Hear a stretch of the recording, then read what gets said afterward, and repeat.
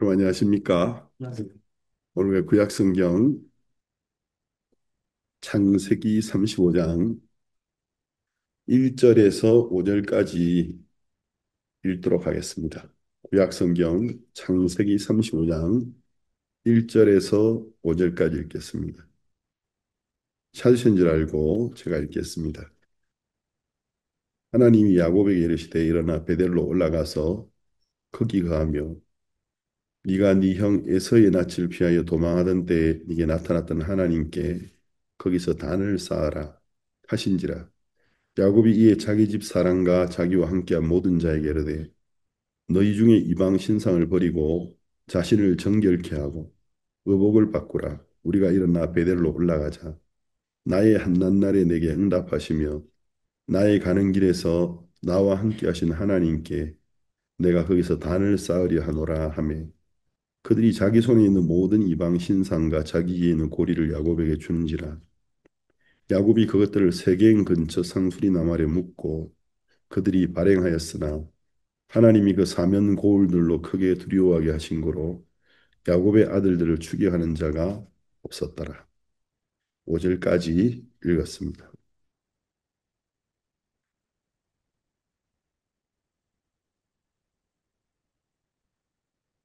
이 성경은 하나님의 성령의 감동으로 기록되어 있기 때문에 우리가 하나님의 그 지혜가 측량할 방법이 없죠. 하나님의 지혜와 지식이 얼마나 되는지. 우리 사람은 아무리 똑똑한 사람, 지혜로운 사람도 그걸 수라고 하는데 수가 있어요.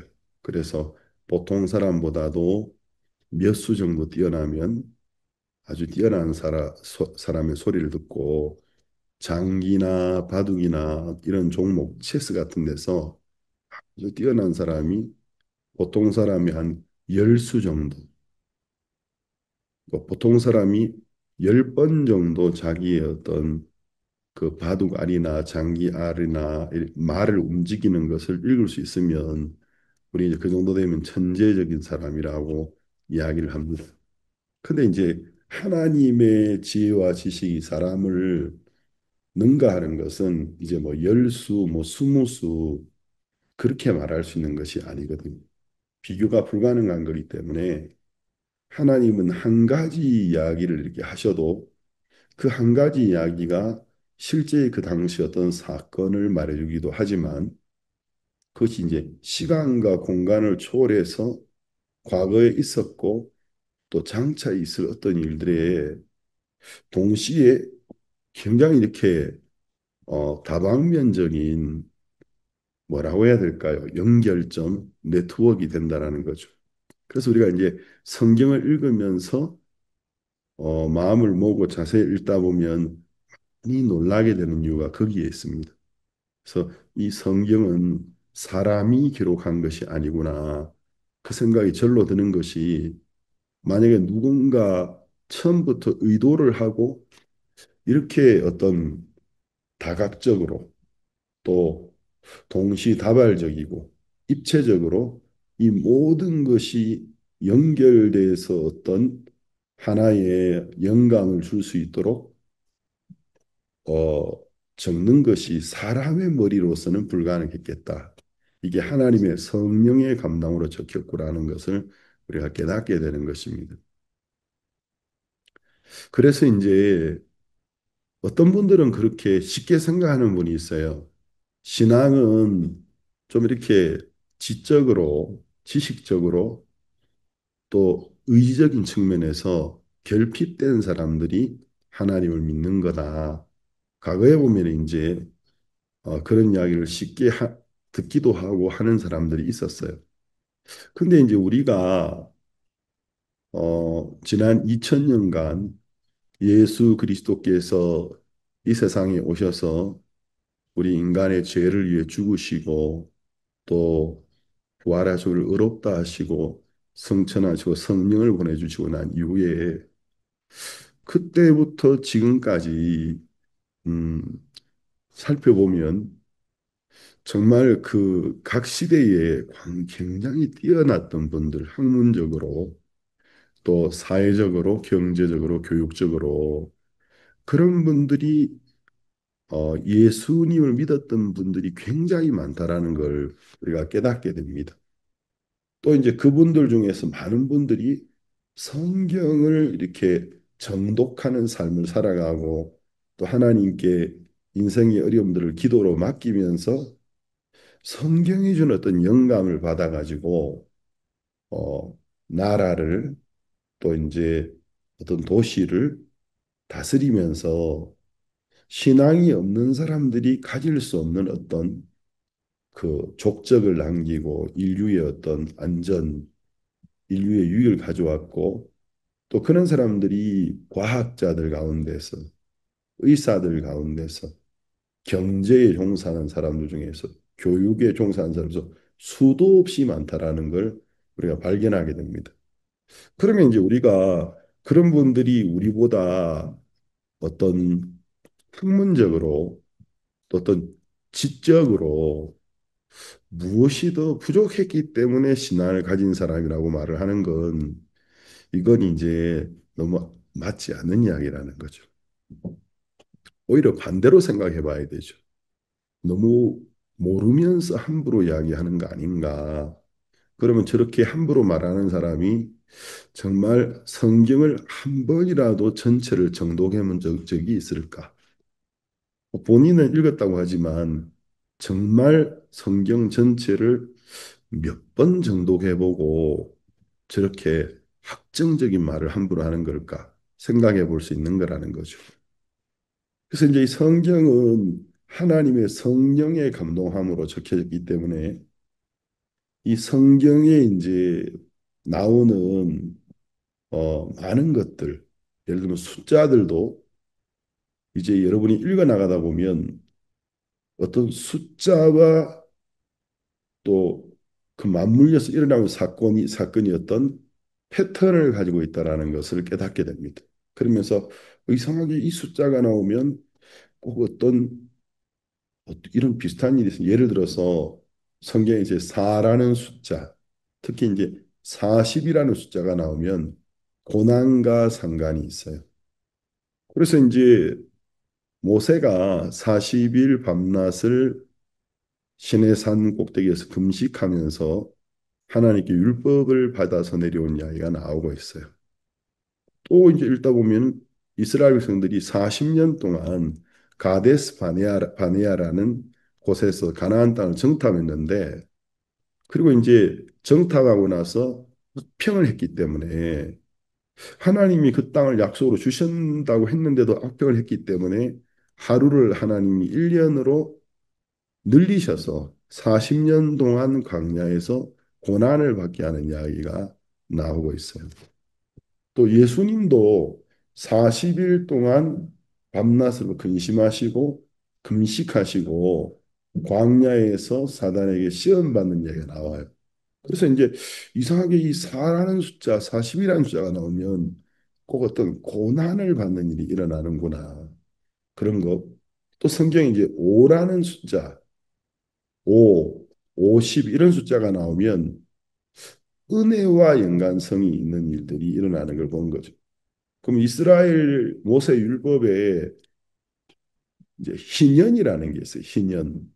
그래서 희년도 50이라는 숫자가 상관이 있어서 이제 빚을 탕감하고 사람들을 자유하게 해주는 것이고 또 오순절이라고 부르는 하나님의 성령이 내려왔던 그 절기도 그 50일이 지나고 나면이라는 뜻을 갖고 있는 겁니다.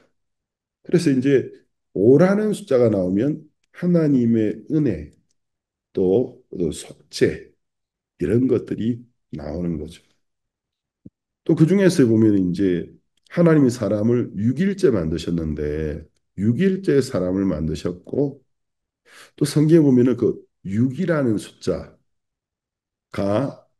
또 다니엘서에 보면은 바벨론의 금신상이 또 6이라는 숫자를 가지고 있고 또 요한계시록 보면 세상 마지막 날에 자기가 이 세상의 구세주인 것처럼 거짓으로 사람들을 현혹해서 인도할 지도자.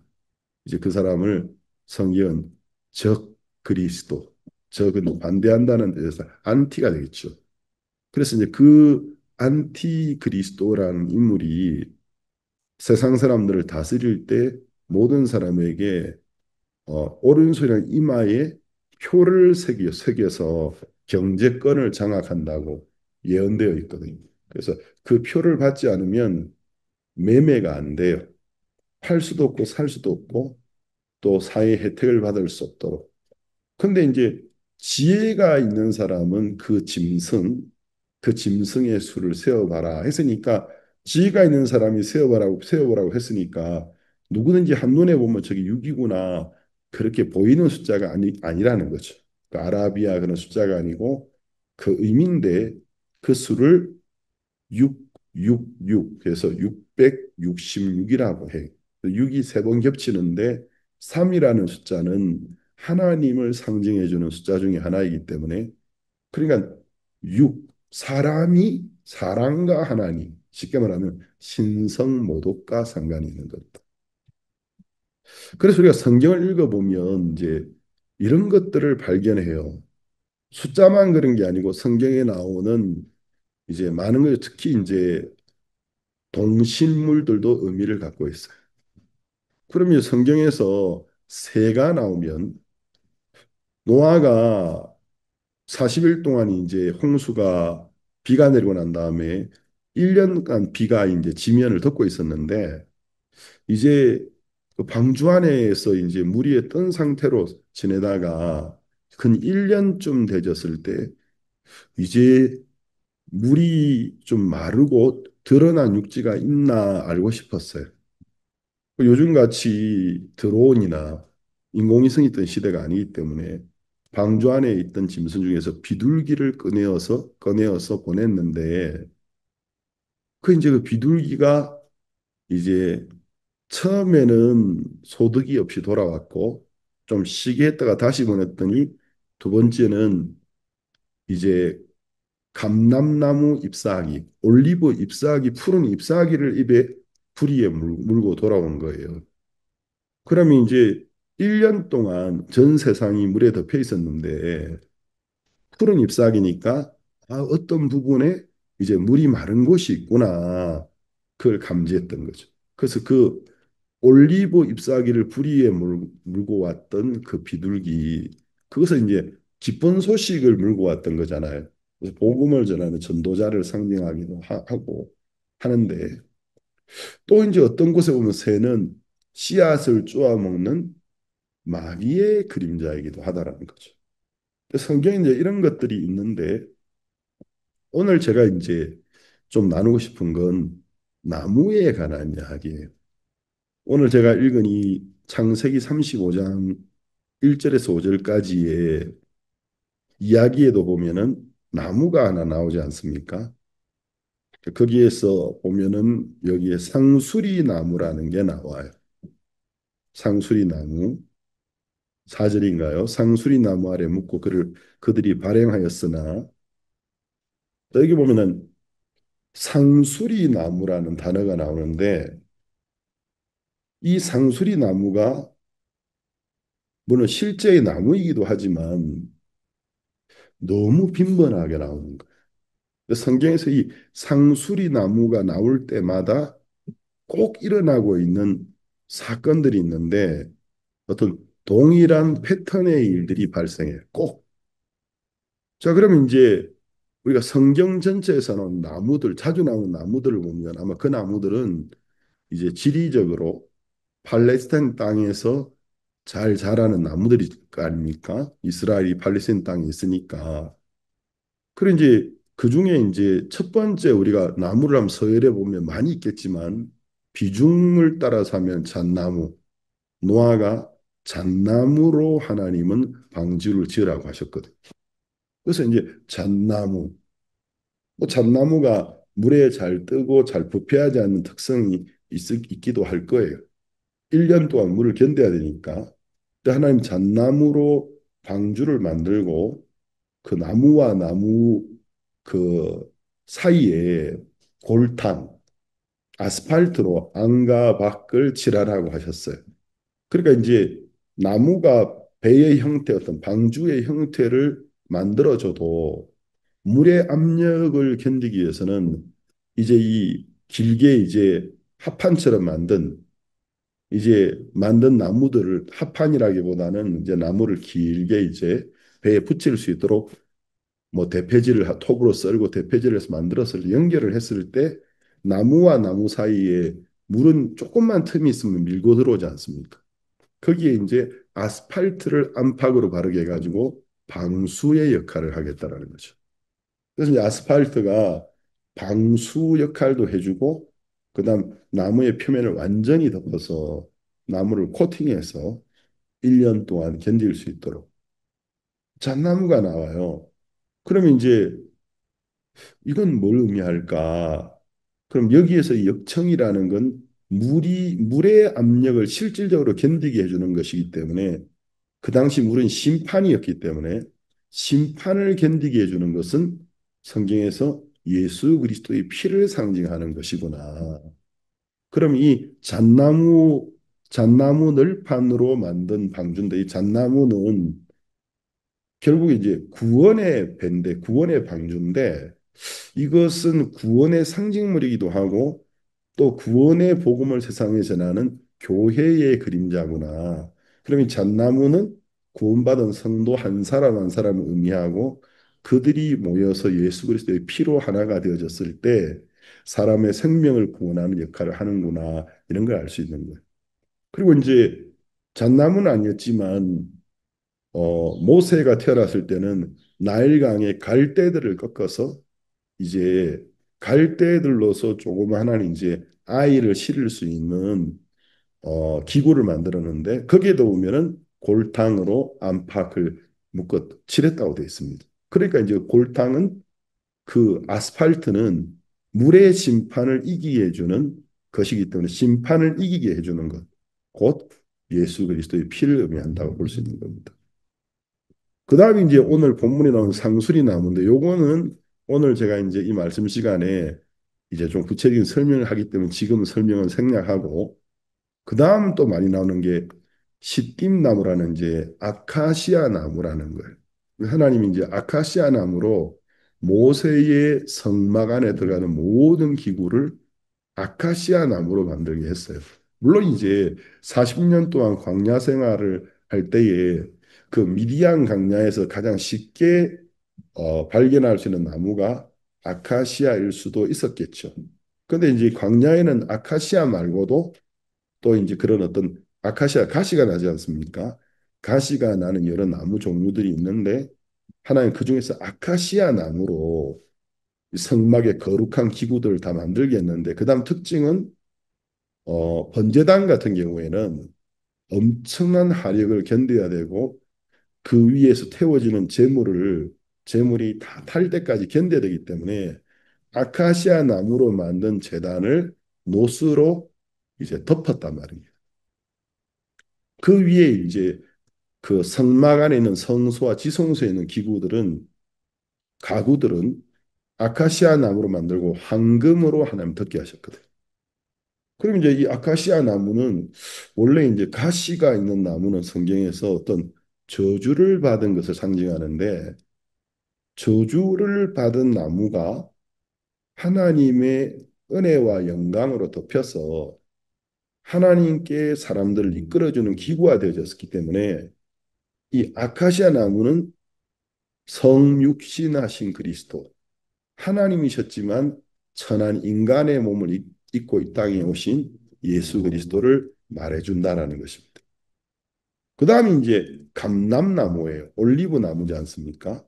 근데 성경에 이제 올리브 나무 하면 나무의 어떤 제목보다도 올리브를 가지고 올리브유를 만드는 것, 올리브 기름을 만들어서 성경 전체에 올리브 기름이 엄청나게 많이 나오고 그 기름, 거룩한 기름을 만들어서 하나님의 선택된 사람들, 대제사장이나 제사장들이나 또 왕들에게 발라서 선별하는 얘기가 나오는데 그래서 이 감람나무는 이제 올리브라는 것, 열매가 또 올리브도 잘 담가 놓으면 이게 서양 이 장아찌 맛이 나더라고요.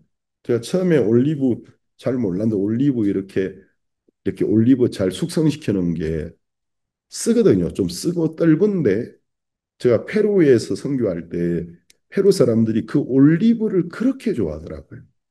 저도 한 번, 두 번 먹다 보니까 올리브를 좋아하게 되었어요. 그래서 이제 이 서구적인 음식을 먹을 때 저 입이 느끼할 때 올리브 장아찌라고 생각하겠죠. 그걸 한두 개씩 먹으면 입이 깔끔해지더라는 거죠. 그래서 올리브 열매가 그런 것도 있지만 성경에서는 이제 열매보다도 올리브의 기름을 굉장히 많이 부각시키는데 결국은 하나님의 선택, 성령을 말하는 것이라는 것입니다. 그 다음 나오는 나무가 백향목인데 제가 일본에 가니까 산들이 백향목 천지더라고요. 그래서 설명해 주기를 일본 사람들이 이제 백향목이 나무 중에서는 가장 최상의 나무로 목재로 생각하기 때문에 정말 좋은 어떤 가재 도구나 하여튼 나무로 만든 도구는 최상의 제품은 백향목 제품이에요. 그래서 이제 나무 자체가 향도 나고 또 벌레에 대해서 벌레에 대해서 강하고 잘 부패하지 않기 때문에 그래서 일본 사람들이 이제 이게 돈이 되니까 일본의 산마다 다른 나무들을 다 없애고 백향목을 심었다 하더라고요. 그러니까 산에 제가 이제 동경에 있는 산에 가니까 우리나라는 산에 올라가면 소나무 종류가 많고 소나무도 있고 또 그 외에 뭐 이렇게 참나무 종류 좀 다양한데 그건 뭐 완전히 백향목으로 다 덮였더라고요. 그래서 인위적으로 사람이 심었는데 그 백향목은 둥치가 굵어지고 하늘로 쭉쭉 솟아오르거든요. 그래서 보기는 되게 좋아요. 근데 이제 그게 일본의 생태계를 파괴시켜 버렸다는 거죠. 그래서 이게 한다고 한 게 결국 일본의 산을 해치게 되는 결과가 왔다. 성경에 이제 백향목은 최상의 나무, 그래서 최고, 최상, 왕을 상징하는 나무입니다. 그 다음이 이제 가시나무인데 한국어 성경에는 가시나무라고 되어 있는데 스페인어 성경에는 아마 영어도 같을 거예요. 사르사라는 단어가 들어가 있어요. 그래서 이제 가시는 원래 스페인어로 에스피나 해가지고 가시나무를 에스피노라고 하기도 하고 아르볼 델라 에스피나 해도 되는데 그렇게 번역이 안 돼 있고 가시나무라는 단어에 사르사라는 사르사는 뭐냐면 사막에서 자라는 하나의 잡목인데 가시가 많고 그다음 나무가 이 가스를 품고 있기 때문에 햇볕이 굉장히 뜨겁게 사막에서 내려질 때 어떨 때는 저절로 불이 붙어요. 또 저절로 불이 붙으면 순식간에 무슨 가스불을 켠 것처럼 불이 붙는데 이게 수십 초를 못 가서 이제 재로 변하는 거죠. 그러니까 이제 물이 없는 사막에 있는 저 가시나무 그늘이 좋습니까? 무슨 열매가 좋습니까? 제목이 쓸만해 가지고 뭐 그걸 가지고 가구를 만들겠습니까? 그러니까 나무로서의 어떤 존재감이 1%도 없는 거죠. 나무가 뭐 제목으로 쓸 수 없으면 좋은 열매를 준다든지 좋은 열매를 못 맺으면 그늘이 너무 좋아가지고 막 이렇게 동물들이나 사람이 쉬게 해주고 보기가 좋아서 뭐 관목으로 쓴다든지 아니면 향이 또 기가 차서 그러니까 어떤 것도 내세울 것이 없는 거예요. 나무로서는 그냥 빵점인 겁니다. 근데 이게 또 한 번씩 불이 붙으면 순식간에 제법이 나는데 이 가시나무는 저주받은 인생을 상징하는 겁니다.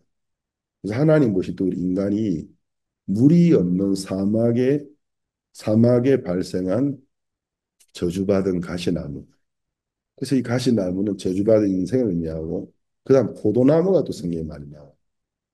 근데 포도나무는 그 성경에 보면 하나님 직접 말씀했어요. 포도나무로 뭘 만들 수 있냐? 포도나무로 가구를 하나 만들 수 있냐?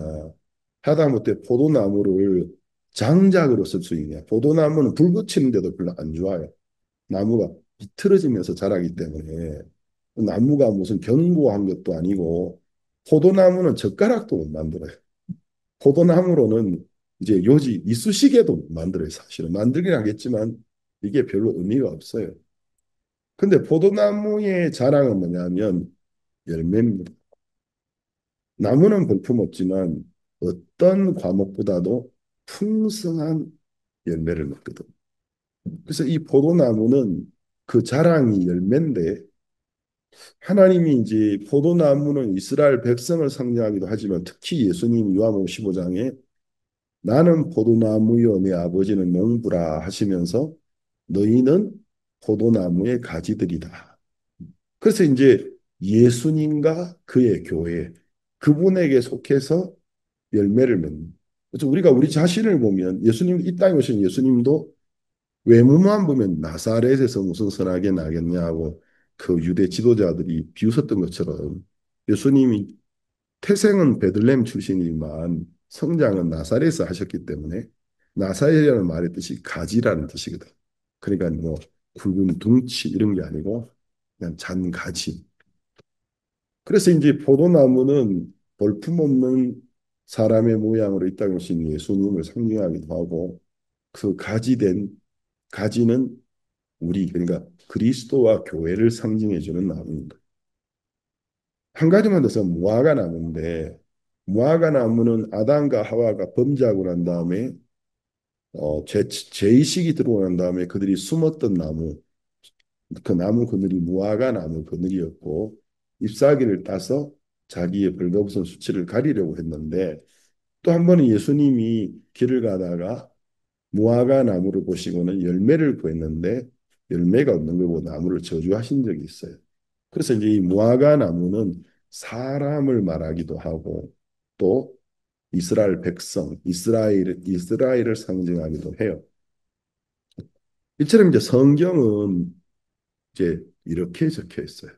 근데 오늘은 제가 이제 상수리 나무에 관한 이야기를 하고 싶은데 제가 이제 한국어 성경에 상수리 나무로 적혀 있는 게 뭐지 하고 좀 정보를 찾아보니까 이게 참나무더라고요. 참나무.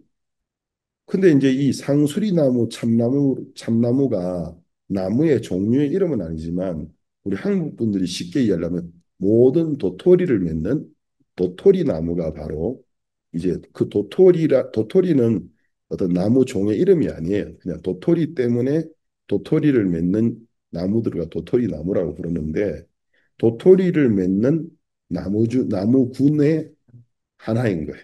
그래서 이제 상수리, 참나무, 학명은 원래 라틴어에서 기원을 했는데 케르쿠스라고 하는데 이처럼 이렇게 도토리 열매를 맺는 이 종류의 나무들을 케르쿠스라고 하는데 상수리 나무는 이 케르쿠스 종의 성경에 나오는 이 상수리 나무는 케르쿠스 중에 하나 이제 상수리, 참나무 또는 떡갈나무 이런 종류더라고.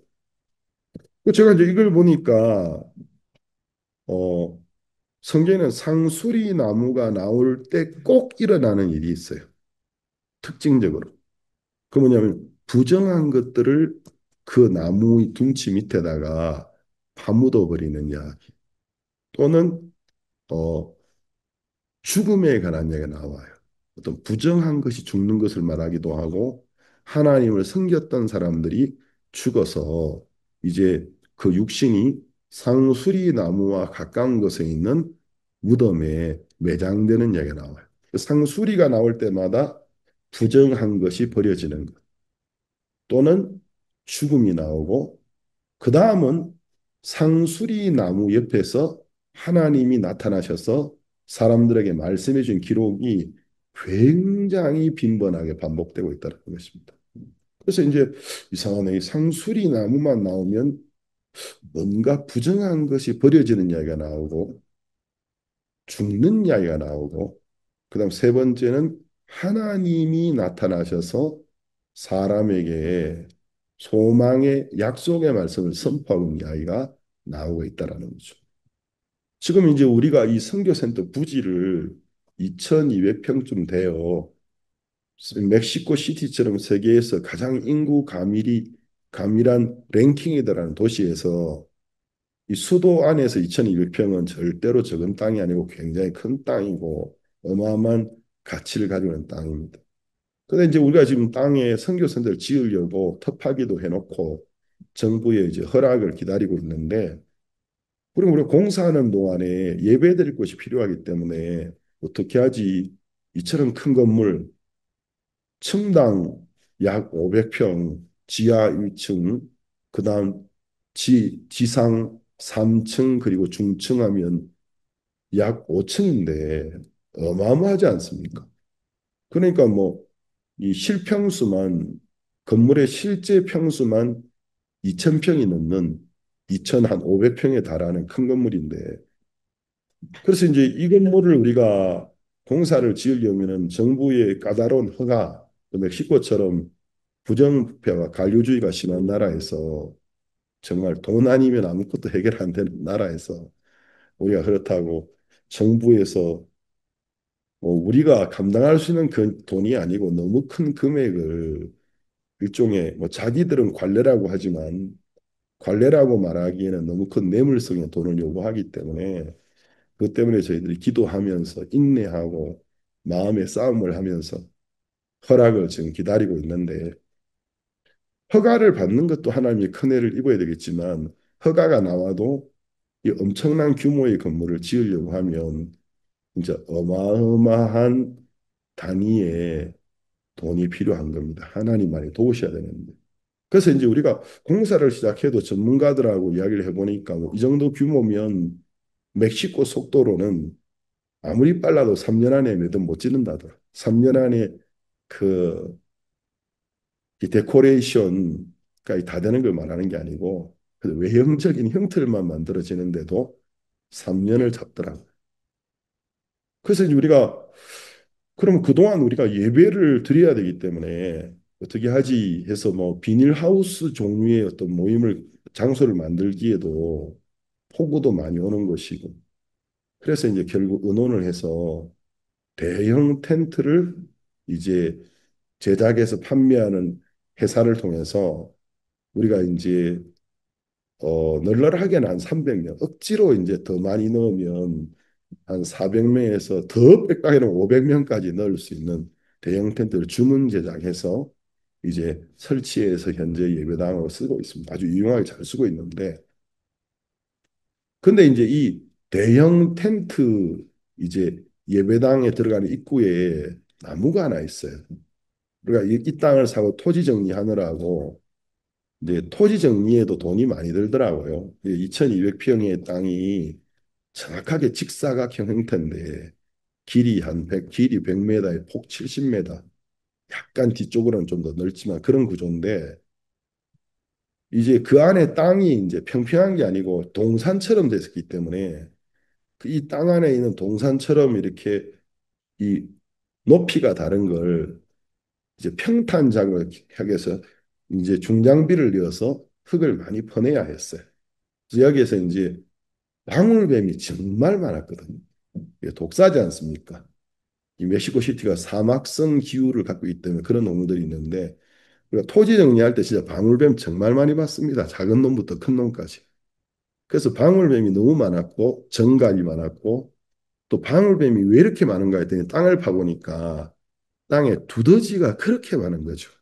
그래서 이제 두더지가 방울뱀의 양식인 거예요. 그래서 여기 와 거의 뭐 방울뱀 서식지라고 부를 정도로 방울뱀이 많았어요. 하나님의 은혜로 한 번도 물리는 것 없이 그 수많은 방울뱀들을 다 제거하고, 또 두더지들이 여기에 아예 살 수 없도록 멸절시키는 일을 했더니 이제 뱀들도 다 떠나고 당이 정돈이, 그 이후에 처음에는 토지 정리를 하고 뱀이 좀, 지금은 뱀 한 마리도 안 보여요. 이제 그러고 그리고 이제 잡목이 많았는데 토지 정돈하는데 또 돈이 참 많이 들었습니다. 그래서 지금은 선교센터만 없어서 그렇지 딱 직사각형의 땅에 또 나무들, 잡목들을 뽑아내고 또 보기 좋은 나무들을 많이 심어서 꼭 무슨 공원 같은 느낌이 드는데, 정확하게 텐트 앞에, 대형 텐트 앞에 들어가는 문 옆에 나무가 하나 있어요.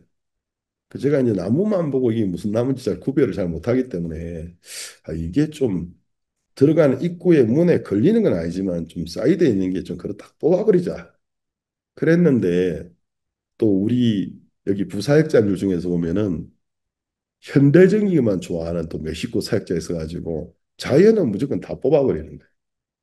그래서 이제 싸워가면서 아니 지금 이 나무 한 그루가 돈이 얼만데 그러면서 이 나무를 보존해 놨는데 제가 이제 오늘 아침에 말씀 전하라고 다시 보니까 이게 도토리 나무 가인 거예요. 그래서 이제 일종의 상수리 나무 과인 거죠. 그 제가 보면서 야 우리 예배당 입구에 이게 상수리 나무인지 떡갈 나무인지 참나무인지 모르겠지만 하여튼 같은 종의 성경적으로 말하자면은 상수리 나무가 있구나. 그 상수리 나무에서는 하나님이 나타나시는 곳이었는데 야 말씀 준비하다가 나가서 사진 하나 찍을까 그 생각을 잠깐 했지만 아직 못 찍었습니다. 근데 이제 우리가 이제 몇몇 군데 기록을 좀 읽고 싶은데요. 창세기 12장 6절에서 7절을 한번 보겠습니다. 아브라함이 바단 아람이라는 땅에서 약속의 땅인 가나안에 처음으로 이민을 오고 처음으로 하나님이 아브라함에게 나타나셔서 그에게 축복해 주시고 아브라함이 감사해서 제단을 쌓는 이야기가 나오는데 거기가 어디냐면 창세기 12장 6절 7절입니다. 아브라함이 그 땅을 통과하여 세겜 땅 모래 상수리 나무에 이르니 자 아브라함이 이제 그 땅은 가나안이에요. 바다나람에서 가나안 땅으로 와서 땅을 이렇게 통과하다가 세겜이라는 땅에 갔을 때 모래 상수리 나무, 상수리 나무가 있었어요. 그때에 가나안 사람이 그 땅에 가였더라. 그다음 보세요.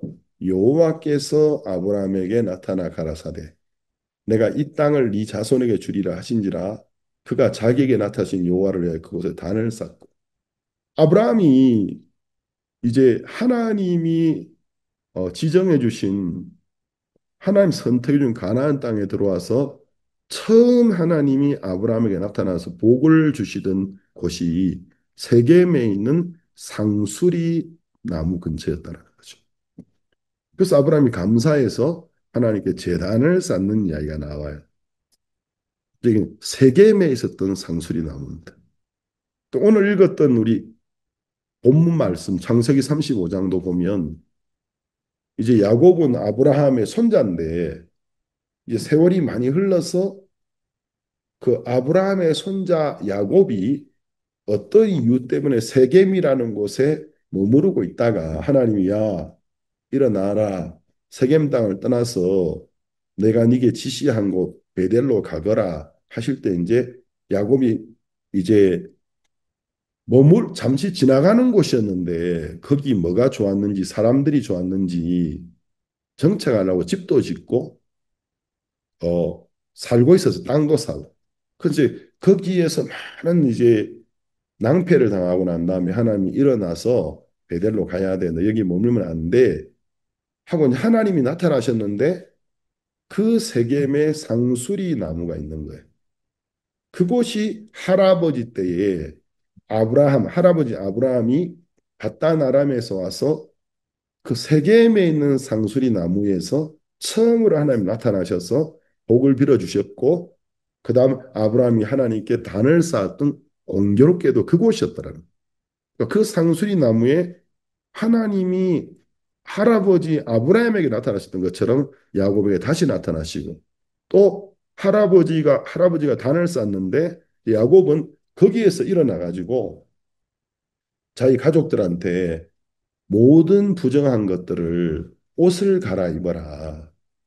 새 옷으로 갈아입고 그다음 각종 이방의 신들, 우상들과 그다음 이제 고리들 그래서 이제 한국의 성게는 그냥 고리인데 스페인에서 보면 기고리라고 돼 있어요. 기고리들을 다 빼서 가져와라 해서 옷도 갈아입고 그 금과 은과 여러 가지 또 나무로 만들었던 이방의 신상들과 그들이 갈아입었던 옷들을 아브라함에게 나타났던 그 하나님 세겜에 있는 상수리 나무 밑에다 땅을 파서 다 파묻어 버리는 이야기가 나오고 있어요. 그때 이제 하나님이 야곱과 함께 하시면서 복을 주신 예가 나오고 있거든. 그래서 이제 제가 이제 야곱이 바단 아람에서 원래 야곱이 이제 아버지 어머니가 헤브론에 있었고 아버지 이삭이 그랄이라는 땅에 있을 때 야곱이 태어났어요.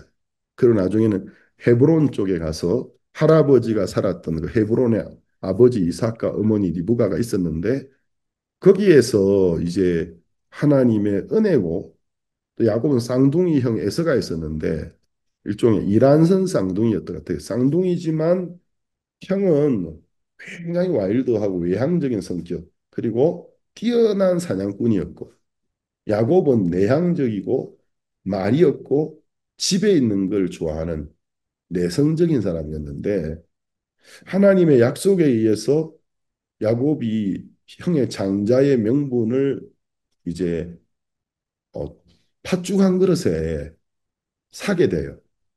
에서가 사냥하고 돌아왔는데 배가 너무 고픈데 그날 사냥 와서 뭘 잡았는지 모르겠지만 당장 먹을 것이 필요한데 너무 배가 고픈데 동생이 팥죽을 끓이고 있으니까 그거 내놔라 하니까 이야기를 하다 보니까 내가 그러면 지금 이 내가 팥죽을 나한테 주면 내가 다음에 뭐 내가 잡아온 사냥물을 줄게 하니까 야곱은 그러면 난 그런 거 필요 없고 둘이는 쌍둥이인데 장자의 명분을 만약에 나에게 팔 수 있다면 내가 이거 줄게 하니까 에서가 몇 분이라도 먼저 자기가 형으로 난 게 이게 하나님의 은혜인데 자기 노력이 아닌데 하나님의 은혜를 상징하는 장자의 명분을 가볍게 여기고 그냥 지금 한 끼 내 배를 채워준 팥죽을 더 크게 여겼어요. 하나님을 굉장히 나쁘게 보셨는데 결국은 이제 야곱이 장자의 명분을 얻게 되지고 아버지가 임종하기 전에 자식을 위해서 축복을 빌어줄 때에 야곱이 어머니 리브가 인도 아래 이제 자기가 장자니까 하나님은 이제 자기가 장자고 또 자기가 어머니 뱃속에 있을 때 하나님이 그 어머니에게 이 큰 자가 어린 자를 섬기게 되리라는 예언이 있었기 때문에 믿음으로 이제 장자의 이름으로 들어가서 아버지께 복을 받게 되죠. 그 일로 인해서 이제 에서가 야곱을 미워하고 아버지가 임종하실 때가 다 됐으니까 아버지가 살아계시니까 내가 내버려 두지만 아버지 장례치료는 넌 내 소리에 죽어. 분위기가 굉장히 살벌해지면서 이제 야곱이 그 집에 있을 수가 없어서 어머니 리브가의 권유로 외가 쪽으로 피신을 가요. 그래서 바단 아람이었던 거예요. 바단 아람은 또 할아버지 아브라함의 고향은 아니지만 우르지만 할아버지 아브라함이 오래 살았던 땅이기도 하고. 그래서 야곱이 바단 아람에 가서 20년이 지나는 동안에 하나님이 축복해 주셔서 굉장히 부유해졌고 20년이 흘렀을 때 하나님 이제 가나안 땅에 돌아오거라 하고 돌아오고 있는데 야곱이 이제 가나안 땅에 돌아올 때 가장 마음에 자기 말 무겁게 하고 두렵게 하는 게 있었는데 형 에서였어요. 에서는 자기하고는 이게 싸움의 적수가 아니에요. 자기 10번 싸워도 10번 다 지는 거예요. 형이 그렇게 분노했던 생각이 났는데 그래서 이제 바단 아람에서 가나안 땅에 들어와서 이제 아버지 어머니가 헤브론에 주거지를 잡고 있기 때문에 그리로 가고 있는데 오는 길에 이제 하나님 야곱이 너무 두려워하는 걸 아시고 이제 야곱의 눈에 하나님의 군대, 천사들의 군대가 야곱의 길에서 지켜주고 있는 걸 보여주셨어요.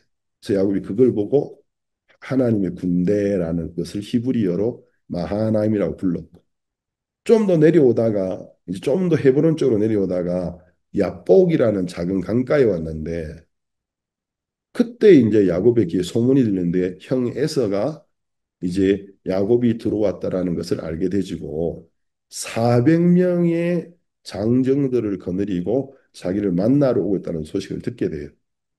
그러니까 이제 에서도 야곱이 떠나 있는 20년 동안 하나님 복을 많이 주셔서 굉장히 이제 큰 어떤 부족의 장이 되어졌고 부유하고 강한 자가 되어졌고 세일이라는 곳에 주거지로 삼고 400명의 남자를 데리고 온다니까 야곱이 혼이 다 나가는 거예요.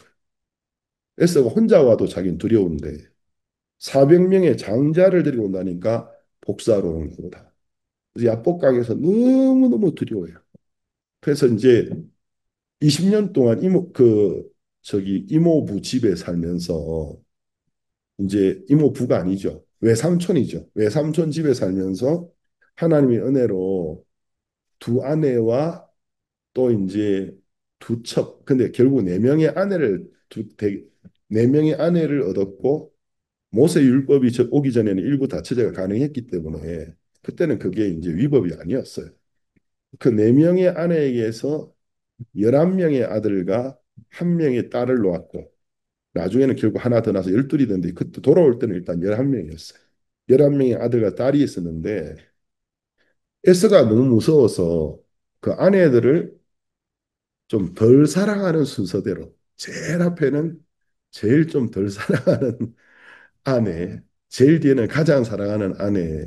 이 성경을 보니까 이게 약 4천 년 전 이야기인데 참 예나 지금이나 여자분들이 스트레스 많이 받겠더라고요. 여자는 미모가 곧 무기구나. 그래가지고 그러니까 야 미모가 곧 이게 무슨 훈장이구나. 그래서 예나 지금이나 여자들은 이로 인해서 많은 스트레스를 받는 것 같습니다. 그 야곱이 가장 덜 사랑했던 아내는 얼마나 비참했을까. 그래가지고 네 개의 무리로 나누는데 제일 선봉에 그 네 번 그 덜 사랑했던 아내와 거기서 난 자식들과 또 목축들. 그래서 형 에사가 와서 칠 때에 제일 먼저 희생양이 되는 게 너다. 가지고 그래서 아무리 싸움을 잘해도 많은 사람 죽이는데 시간이 좀 걸리니까 그 사이에 내가 도망갈 기회가 안 있겠나. 그래서 내 패를 안 알았어요. 하여튼 꼼수라는 꼼수는 다 부린 건데 이 정도면 내가 어떻게 도망갈 어떤 그래도 길이 안 있겠나. 그렇게 해놓고도 이제 그렇게 내 무리를 형이 에서가 온다를 듣고 맞이하러 보내놓고 자기는 야복강을 못 넘어가는 거야. 두려웠어. 밤새도록 두려워하고 있는데 하나님 천사가 나타났는데 야곱이 천사하고 씨름을 해요. 싸움을 하는데 나를 축복하소서. 나를 축복해 주지 않으면 내가 당신을 가게 해주지 않겠습니다. 그래서 결국 그 천사의 복을 받게 되는데 그래서 야곱이 다음날 해가 떴을 때에 그곳을 분이엘이라고 이름을 지었거든. 그 분이엘이라는 말은 엘은 하나님인데 하나님의 얼굴, 하나님의 얼굴을 봤다는 거죠.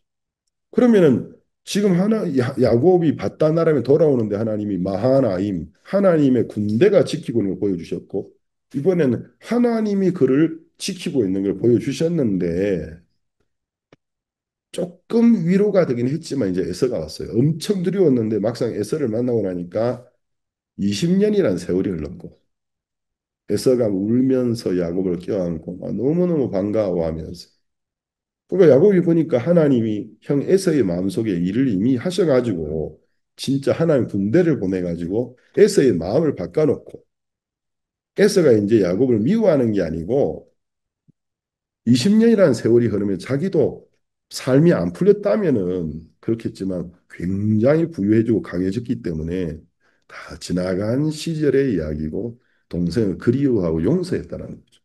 저도 3살 위에 형이 있는데 3살 차이는 소년 시절에 청소년 시절에 극복할 수 없는 차이더라고요. 그러니까 그 3살 차이로 싸움의 시작이 형이 했던 내가 했던 항상 끝은 제가 패배자였어요. 저는 방바닥에 엎어져 있고 형은 이제 저 배 위에 발을 하나 탁 얹고 한 방 먹이면 이제 숨이 안 쉬어져가지고 캑캑거리면서 눈물 흘리면서 제가 이를 갈았습니다. 도저히 3살 차이가 극복이 안 되는구나. 근데 내가 항상 3살 더 작기 때문에 힘이 부족한 상태는 게 아니야. 니도 어른 되고 나도 이런 되는데 우리 한번 성인 되면 두고 보자. 날 잡아서 내가 죽여버릴 거야. 얼마나 복수의 그 어떤 칼을 갈았는데 막상 성인이 되고 나니까 어린 시절의 추억으로 변해버리고 형이 좋은 거죠. 에서도 그랬단 말입니다. 근데 에서가 야 야곱아 여기에서 아버지 어머니가 이제 헤브론까지 가는 길에는 우리가 생각하지 못하는 이제 노략군들도 많고 위험한 부족, 고전적인 부족이 많다. 그래서 내가 400명 데리고 왔어. 내가 에스코트 해줄게. 안전하게. 근데 이제 야곱은 하나님이 형의 마음을 바꿔놓은 걸 보고 한숨 돌리고 좋아하는데도 이게 불신을 못 버리는 거예요. 너무너무 무서워. 그래서 형의 존댓말을 쓰면서 내가 형의 얼굴을 보니 마치 하나님의 얼굴을 본 것과 같나이다. 하여튼 높일 수 있는 말 중에 최상의 말인 것 같아. 내가 하나님의 얼굴을 본 것과 같나이다. 하나님 그 말 듣고 뭐라 하셨을까? 너 얼마 전에 내가 네 얼굴 보여줬더니 그때보다 니더 이렇게 칭송의 말을 하고 있네. 북한의 김정은 앞에서 하는 말 같은 그런 말. 그래가지고 아 형님 이렇게 안 해주셔도 된다고 그래서 억지로 해서 에서를 돌려보내버린 거예요. 에서는 그냥 내가 여기 올 때는 도와주려고 작정하고 왔는데 아 괜찮다. 그 내가 여기는 애들도 많고 또 짐승의 새끼도 많기 때문에 내가 형의 속도를 절대로 못 따라잡으니까 천천히 갈 테니까 먼저 가 있으라고. 그래서 에서가 떠났어요. 그런데 이제 야곱이 형에게 약속했던 것처럼 천천히 헤브론으로 가는 게 아니고 그 일 이후에 통과하는 땅이 세겜이었는데 세겜 땅에 가서 아마 세겜 사람들은 외지인에 대하여 호전적이지 않고 굉장히 우호적이었던 것 같아요. 거기에서 이제 땅을 사가지고 집도 짓고 또 우리들을 많이 양 짐승의 이제 목장 아예 우리들을 만든 거예요. 그러니까 이제 우리가 땅을 산다라는 건 정착하게 사는 거 아니겠습니까? 그러니까 이제 통과하는 땅에서 정착지로 지금 삼아버린 거죠. 야곱의 마음이 더 이상 갈 마음이 없는 거예요. 텐트에 살던 이 부족이 이제 집을 지었다라는 건 그곳에 뿌리를 내리려고 했다는 거죠. 근데 이게 이제 하나님을 정면으로 거역하는 것이었어요. 왜냐하면 하나님이 여러 번 나타나셔서 헤브론으로 가라. 이 아버지 어머니가 살고 있는 곳.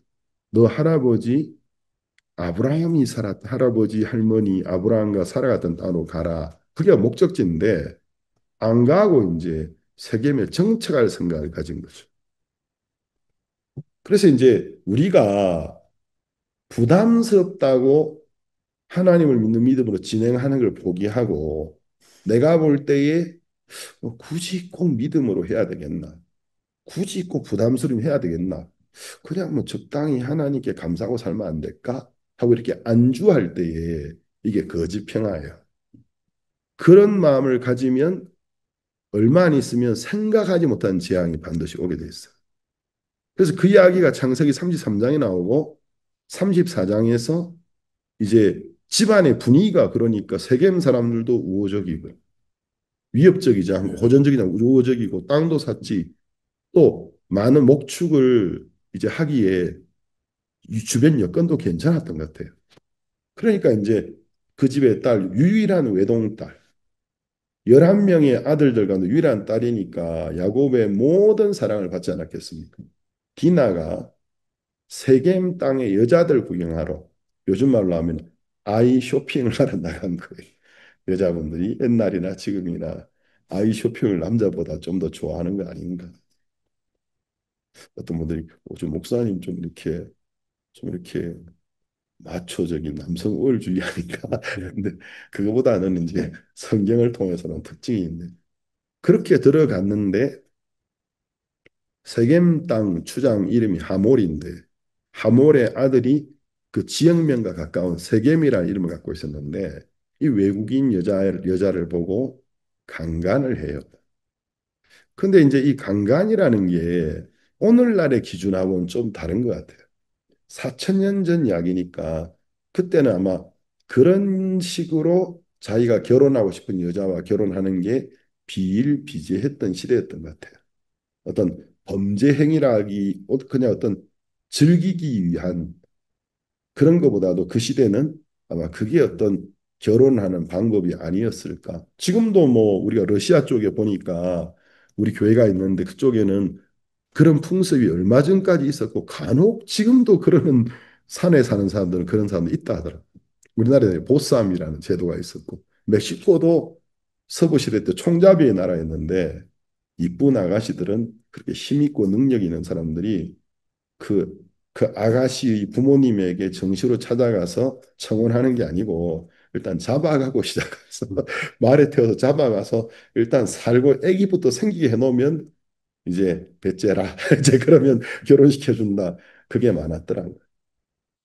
근데 그때는 이제 인권이라는 이런 개념이 뭐 인권의 존재, 인권이라는 컨셉 자체를 이해 못하는 시대였기 때문에 아마 그런 시대였던 것 같아요. 근데 결과적으로 이게 야곱에게는 진짜 마른 하늘의 날벼락 청천벽 이제 청천벽력 같은 이야기였고 엄청 마음이 슬펐고 근데 이제 이 세겜이라는 그 추장의 아들이 그 일을 하고는 디나를 사랑하는 마음이 생겨서 아내로 삼고 싶었기 때문에 그 세겜의 아버지 하몰 추장이 마을의 그 부족의 어른들과 함께 야곱을 찾아와서 정중하게 사과하면서 지참금은 달라 하는 대로 드릴 테니까 내 아들이 당신의 딸 너무 사랑해 죄송합니다. 근데 너무 사랑하니까 결혼시키자. 근데 어떤 면에서 이제 하몰은 이제 예의를 지킨 거예요. 그러면서 우리 두 부족이 힘을 합쳐서 하나가 되면 서로 연혼하면 더 강한 부족이 되지 않겠습니까?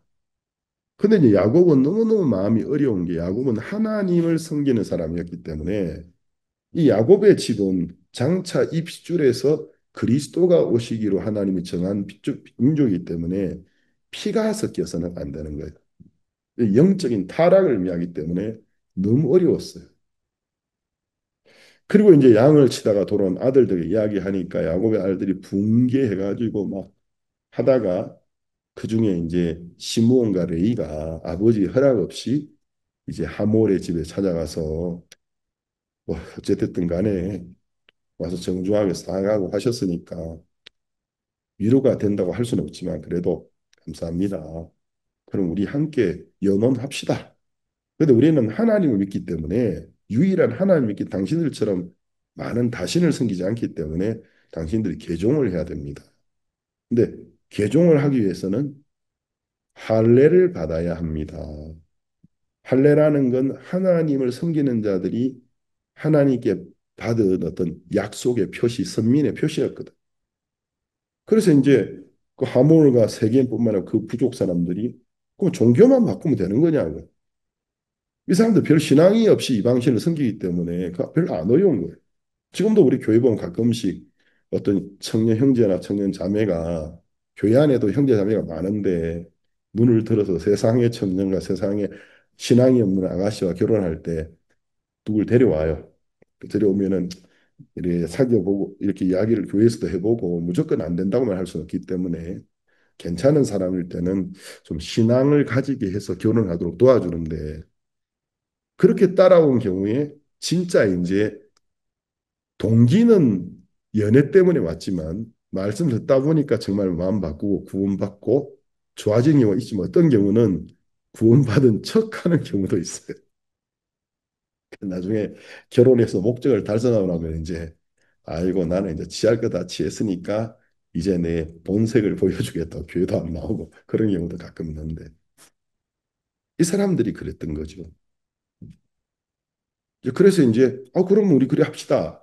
근데 할례는 이제 요즘 시대의 말로 하면 포경 수술인데 마취약이 없던 시절에 사흘째 될 때 고통이 제일 큰데 그 마을에 있는 남자들이 고통으로 가장 힘들어할 때 그 디나의 오빠인 시몬과 레이가 가서 칼로서 이건 그냥 살인이 아니고 몰살을 시켜버렸어요. 그리고 돌아와서 다른 형제한테 말하니까 또 우르르 가서 그 죽은 사람들의 아내들, 자식들, 목축들, 가구들 다 뺏어. 근데 야곱이 이제 이야기를 듣고 진짜 이거는 기절할 일인 거예요. 자식들은 야곱처럼 멀리 보는 눈이 없으니까 주변에 있는 도시들이 있는데 물론 세겜이 야곱의 딸을 성폭력을 저질렀던 것은 잘못된 거지만 사과를 했고 또 그 시대는 그런 일이 빈번했을 것이고 근데 이제 거짓말로 약속하고 한 부족의 남자를 다 죽인 건 그건 용서할 수 없는 짓이었기 때문에 야곱이 볼 때 야곱의 가족이 연합 국가의 사람들 국가는 아니고 연합 도시의 부족들에게 이제 몰살될 위기에 처한 거예요.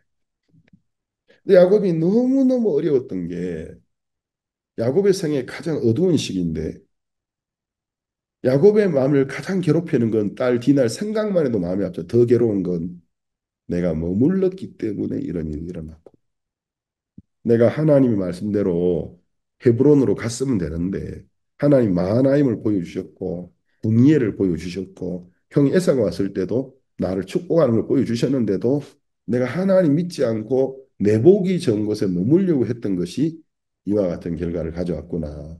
그리고 35장에 이제 오는데 자기의 모든 것이 이제 야곱의 마음에 초토화가 되진 거예요. 그러니까 내가 이 땅을 떠나야 되겠다.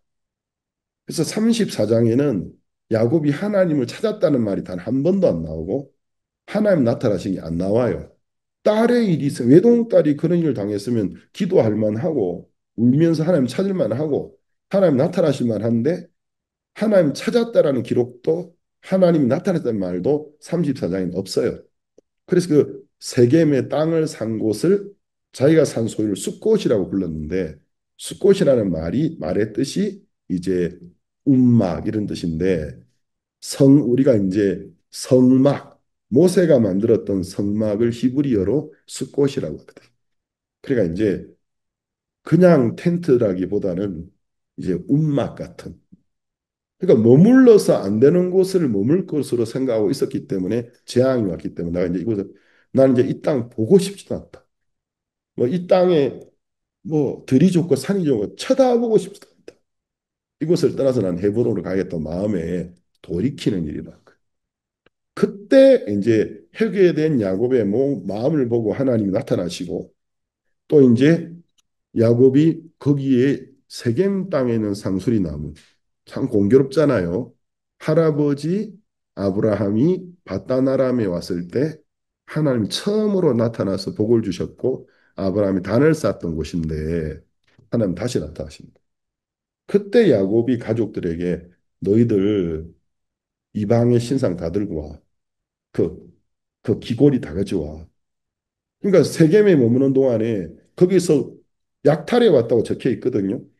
그러니까 세겜 사람들이 가지 섬겼던 이방의 신들, 장신구들, 옷도 이제 여행자들에게 맞는 옷이 아니고 세겜식으로 입고 있었는데 부정한 옷을 다 벗고 다시 본래의 옷으로 갈아입고 장신구 다 해서 상수리 나무 밑에 파묻어 버린 이야기가 나와요. 그리고 떠나려고 하는데 그 야곱의 어머니 리브가의 유모였던 드보라가 죽는 거예요. 근데 이제 야곱이 원래 바다나람 어머니 외가 쪽으로 갈 때 혈혈 단신으로 갔거든요.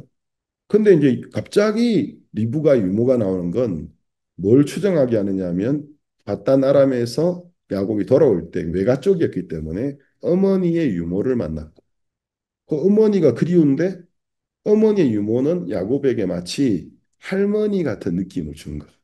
졌을 거예요. 그래서 리브가의 유머를 통해서 어머니 어리셨던 이야기 듣고 간접적이지만 엄마에 관한 이야기 들으니까 너무 좋았고 그래서 아람에서 올 때 모시고 왔던 거예요. 그럼 이제 이것이 이 드보라가 야곱에게 정서적인 면에 인간으로서 정서적인 면에는 그 존재가 좋았지만 계속 야곱이 하나님을 믿는 믿음으로 냉정하게 달려가는 데는 도움이 안 됐던 거죠. 근데 야곱이 마음을 돌이키고 떠나려고 할 때 그 세겜에서 얻었던 장신구들이나 옷이나 신상만 그 상술이나 파묻는 게 아니고 드보라가 죽으면서 드보라를 장사 지내는 겁니다. 저 그러면 아브라함에게 세겜 땅 상수리 남은 사람이 나타나셨어요. 야곱에게도 세겜 땅 상수리 남은 사람이 나타나셨어요. 그래서 아브라함이 부정한 땅에서 선택된 땅으로 들어왔을 때 야곱이 부정한 마음을 버리고 하나님만 의지하고 믿음으로 부담스러워도 달려가기로 마음을 정했을 때, 그러니까 부정한 것이 버려지고 인간적인 것이 버려지고 하나님이 나타나시는 거예요. 시간 관계상 제가 다 자세한 설명을 할 수 없지만 이제 요셉이 이집트 애굽에서 죽는데 죽지만 하나님 약속대로 우리는 결국 가나안 땅에 돌아가야 될 거야. 앞으로 400여 년 후에 하나님 너희들을 이 땅에서 나가게 하면 내 뼈를 반드시 세겜 땅에는 상수리 나무 곁에 묻어달라 부탁하거든. 그래서 이제 여호수아 24장 32절에 보면 이로부터 430년 후에 이스라엘 백성들이 이집트에서 나올 때 그, 그 요셉의 뼈를 들고 와서 세겜 땅 상수리 나무 옆에 묻는 이야기가 나와요. 여기도 죽음이 나오죠. 이 죽음은 부정한 것의 죽음이라기보다는 이제 하나님의 종의 죽음을 말하는 거예요. 그 다음에 이제 세겜 땅 상수리 나무만 나오는 게 아니고 그 다음 헤브론의 마무리 상수리 숲이 나오고 있는데 이제 아브라함이 가나안 땅에 와서 자기가 정착지로 삼았던 것이 헤브론의 마무리 상수리 숲이었어요. 그 이야기가 창세기 13장 18절에 나오고 거기에서 여호와께 단을 쌓은 얘기가 나옵니다. 또 창세기 14장에 보면 여전히 거기에 머물고 있으면서 굉장히 강해져서 그도올라 오멜이라는 연합 5개국 연합국의 대왕이 이제 중동 지역의 소국가들 전쟁을 일으켜서 대승을 하고 소돔 고모라에 살고 있던 그 아브라함의 조카 그 롯의 가족을 다 포로로 잡아갔다는 소식을 듣고 아브라함은 믿음으로 또 자기와 함께하는 친구들과 더불어서 전쟁을 해서 대승을 거두는 이야기가 창세기 14장에 나오는데 그때 보면은 이제 아브라함의 주거지가 헤브론 마무리 수풀이었어요. 또 창세기 15장은 유명한 장이지 않습니까? 하나님이 아브라함에게 나타나셔서 그리스도가 아브라함의 핏줄에서 올 걸 가르쳐주고 아브라함이 믿음으로 의롭다함을 얻은 이야기. 하나님이 나타나셨던 곳이 마물의 상수리 수풀이었어요. 또 창세기 17장에서 아브라함이 99세가 됐을 때 다음이면 약속의 자식이 오는데 약속의 표로 할례를 받아라. 할례는 남자의 생식기 끝에 남는 가죽을 절단하는 거예요. 남자의 이제 그 비뇨기 생식기의 특성상 가죽이 가죽이 조금 남아요. 근데 이제 이게 성관계를 가질 때는 이제 발기가 되지면 이제 그 가죽이 밀려나는데 그 남는 가죽을 절제하는 거예요. 잘라내는 건데 외과 수술인데 하나님이 이제 아브라함이 이걸 하게 한 거예요. 그때는 마취약이 없었기 때문에 아브라함이 할례를 받았을 때 그 기억은 평생 잊지 못할 거예요. 근데 이제 뭘 남겨주시냐면 그 위에 아브라함이 인간적으로는 자식을 놓을 수 없지만 약속을 믿는 믿음으로 아내와 잠자리를 가질 때 자기의 몸을 보는 걸 피할 수 없었고 그걸 볼 때마다 약속의 흔적을 먼저 하나님 내게 말씀하셨던 거 될 거야. 내가 볼 때는 안 될 까지는 될 거야. 이제 그게 원래 할례의 목적이에요. 그래서 인간적인 생각과 판단을 버려버리고 말씀만 믿게 된 흔적, 고통과 더불어서. 근데 17장에서 이제 아브라함이 이미 약속을 믿고 있지만 아브라함의 마음속에서는 아직 남아있는 인간적인 찌꺼기를 다 버려버리는 이야기. 하나님이 말씀하시고 아브라함이 다시 한번 성숙하는 이야기도 그때도 마무리 상소의 수풀이었어요. 그리고 또 창세기 18장에 새 천사가 소돔 고모라를 멸망시키러 가기 전에 우리가 이걸 아브라함한테 숨길 수 없다 하고 방문하셨을 때도 마무리 상수리 수풀이었어요. 그리고 이제 사라가 죽고 난 다음에 장사된 곳도 마무리 상수리 수풀 근처에는 막벨라 굴이었어요. 또 이삭이 리브가와 결혼하게 해서 살게 된 곳이 또 그곳이었어요. 창세기 24장에서. 그다음에 아브라함이 죽었을 때 아브라함이 장사된 것이 또 마무리 상설이 수풀의 그 막벨라 굴이었어요. 오늘 읽은 본문에 오늘 읽은 본문에는 그 헤브론의 헤브론의 마무리 상수리 수풀은 아니지만 세겜 땅에 있는 상수리 수풀에서 야곱이 하나님 만나는 이야기가 나오고 있어요. 이거 외에도 이제 뭐 시간 관계상 다 말씀드릴 수 없지만 여호수아가 가나안 땅에 들어서 세겜 땅에 와가지고 상수리 숲을 옆에서 480년 전에 470년 전에 아브라함이 세겜 땅 상수리 숲에서 하나님을 보았는데 그 자리에서 모세 율법을 상수리 나무 옆에 세워놓고 이스라엘 백성들에게 율법을 지키도록 약속한 얘기가 나와. 또 사사기에 기드온이 에브라임에는 상수리 수풀에서 천사가 나타나서 말씀을 이야기 나옵니다. 다윗 시대에는 또 상수리 나무에 교만했던 압살롬이 머리털이 걸려서 죽는 이야기가 나옵니다.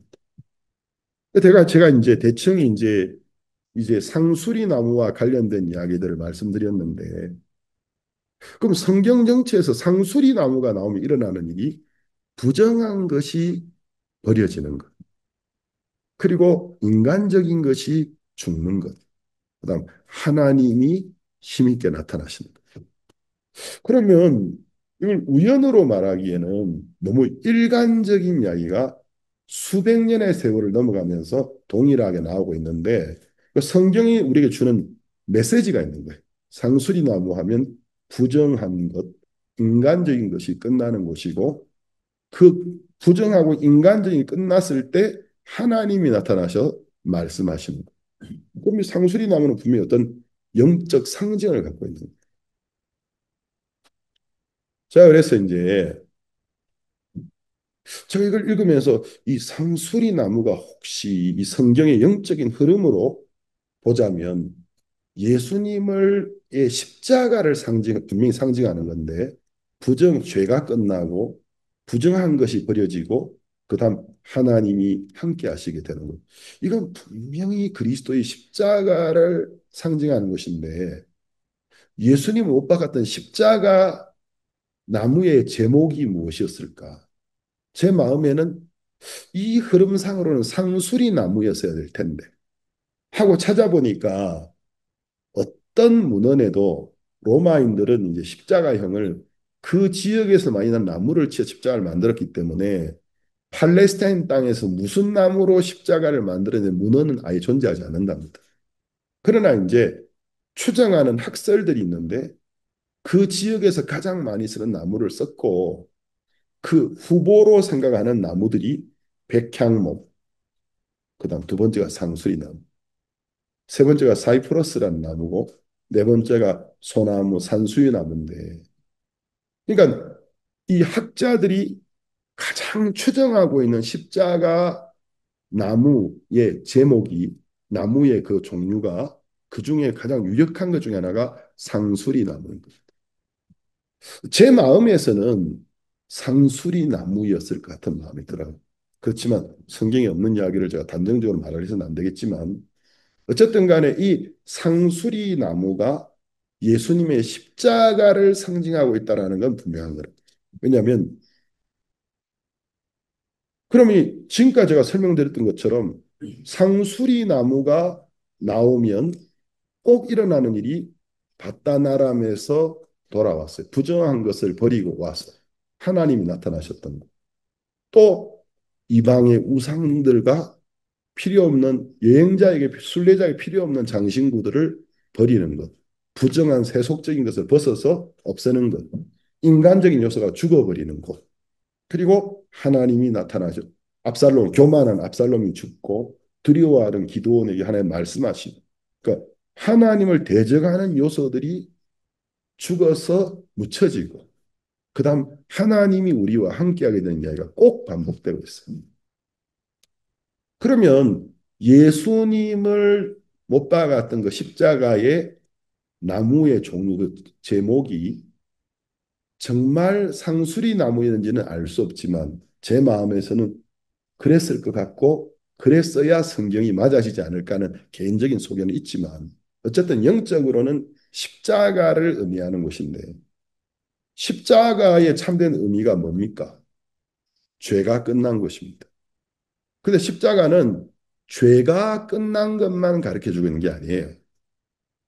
예수님의 육신이 피만 흘리신 게 아니고 육신이 처참하게 찢어져서 버림받은 것이지 않습니까? 예수님이 십자가에서 피를 흘린 건 죄의 값은 사망이기 때문에 우리의 죄를 다 속해 주신 걸 증명하기 위해서 피를 흘려서, 십자가의 첫 번째 의미는 죄가 끝난 것입니다. 두 번째 십자가의 강력한 메시지는, 예수님이 육체를 입고 오신 건 결국 우리 대신에 그 육체의 벌을 받았기 때문에 하나님의 영적인 것에 반대되고 거스리는 인간적인 것, 육적인 것들이 심판을 받아서 버림받은 것을 말한다는 거죠. 십자가가 우리에게 준 두 번째 의미는 육의 죽음입니다. 하나님이 육적인 것, 인간적인 것을 하나님의 영을 거역하는 것을 심판하고 버리신 것입니다. 세 번째는 그 예수님의 흘려진 피, 찢어진 육체, 그 십자가는 우리의 모든 죄를 씻어놓고 더 이상 우리를 심판의 자리에서 만나지 않으시고 은혜의 보좌에 앉으셔서 우리에게 긍휼과 은혜를 베푸시고 축복해 주시려는 그 하나님의 긍휼과 은혜를 베푸시고 축복하시는 곳을 의미하는 것입니다. 그럼 이것을 종합해 보면 우리가 십자가에서 첫 번째 우리의 모든 죄가 씻어진 것을 정확하게 발견해야 됩니다. 믿어야 됩니다. 그때 나의 모든 죄를 사두고 하나님 백성이 되고 죄사함을 받았다고 해서 모두가 신령한 삶을 살 수 있는 게 아니고 구원을 주신 이유는 이제 그 구습을 쫓아가던 옛 사람이 끝났다. 너는 더 이상 어떤 육체의 정욕과 생각대로 네 자신을 방임하든 구습을 쫓는 육적인 사람이야. 그건 심판받아 죽었다. 인간적인 요소가 죽었다. 난 그걸 싫어했다. 난 미워했다. 그래서 난 저주하고 벌 줬다. 예수님의 육체가 버림받지만 나는 그걸 버렸다. 그게 우리 마음에 와서 버림받은 예수님의 육이 곧 버림받은 내 자신인 것을 깨닫고 나의 육적인 것, 인간적인 하나님 버리셨구나. 그래서 난 더 이상 인간적이고 육적인 생각과 마음으로 남은 인생을 사는 건 하나님 뜻이 아니구나. 그 마음을 가질 때 하나님이 우리에게 나타나셨어. 은혜와 긍휼을 베푸시고 우리를 축복해 주시는 곳이라는 것입니다. 말씀을 마쳐야 될 것 같은데 저에게는 이 상수리 나무는 곧 예수 그리스도의 십자가를 상징해 주는 곳이고 야곱이 정말 회개하고 난 다음에 부정한 우상 다 들고 와. 쓸데없이 너 육체를 자랑하게 만드는 장신구들 다 가져와. 세상 사람들 흉내내고 입었던 옷 다 벗어. 새 옷으로 갈아입어. 하고 상수리 나무 밑에 묻어버렸는데 이게 장사지 않습니까? 예수님과 함께 내가 난 더 이상 숲곳에 머물 사람이 아니야. 난 헤븐으로 가야 돼. 부담스러워도 하나님 의지하고 나아가는 게 머무는 것보다 복된 거야. 머물면 재앙이 오는 거야. 하고 하나님을 의지하고 갖고 그때 야곱의 삶에 굉장히 놀라운 변화가 일어나고 결국 야곱이 그 인생의 종착적인 헤브론에 들어가서 아버지 어머니를 만난 이야기가 나오는 것처럼 우리가 결국 하나님과 함께 복을 누리고 되는 삶을 말한다라는 것입니다. 오늘 여러분이 이 부분을 좀 마음에 간직하시면서 하나님이 십자가에서 나의 모든 죄를 사하셨구나. 두 번째, 죄만 씻으신 것이 아니고 그 옛 습관을 쫓아가든 그 구습을 쫓아가든 육적인 나의 사람, 옛사람을 버리셨구나. 세 번째, 이제는 하나님으로부터는 마음을 받았어. 하나님이 내게 보여주시는 뜻이 조금 부담스럽게 느껴져도 그분을 믿는 마음으로 달려갈 때 하나님 나에게 긍휼과 은혜를 베푸시고 한없는 축복을 주신다는 사실을 우리가 정확하게 알아야 됩니다. 그렇게 나아갈 때 하나님은 그렇게 우리에게 긍휼과 은혜를 베푸시고 한없는 축복을 주실 줄로 믿습니다. 아멘 잘 안 하시네. 믿습니다. 아멘 할렐루야. 오늘 여기까지 말씀을 나누겠습니다.